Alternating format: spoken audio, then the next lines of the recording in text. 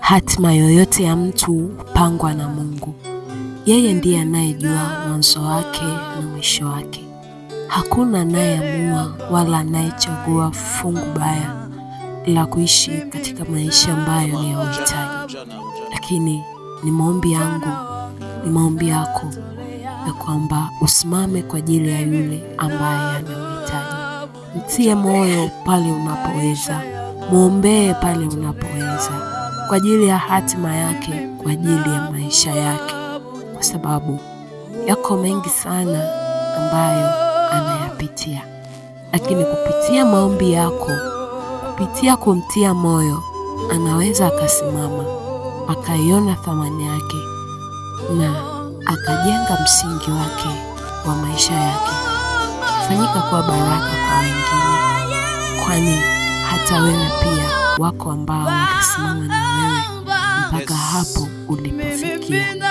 Siache kumshukuru Mungu kwa ajili ya maisha yako. Katika hali yoyote unayopitia, bado unatakiwa kuwa mtu wa shukrani. Haijalishi ugumu wake, haijalishi auone njia, lakini mshukuru Mungu kwa kile na kwa vile vile ulivyo. Uso wako usiishiwe na tabasamu wakati wote, kwani hiyo ni njia mojawapo ya kuonesha shukrani yako kwa Mungu. Visionary Youth Organization tumekuwa tukifanya hivi. Tumekuwa tukiandaa charity kwa ajili ya kuwatia moyo wengine. Sio kwamba tunavyo vingi vilivyotuzidi, lakini tunatambua thamani ya kumsimamisha mwingine. Tunaamini ya kwamba leo tupo sisi, lakini kesho hatutakuwepo. Watasimama kizazi kingine, watazisikia habari zetu, watatiwa moyo na wao watawatendea wengine.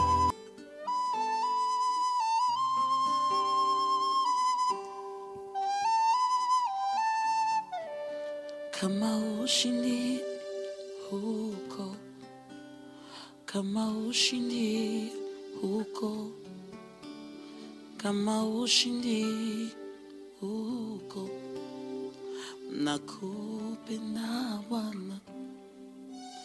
Kama ushindi huko, kama ushindi huko, kama ushindi huko, nakupenda Bwana.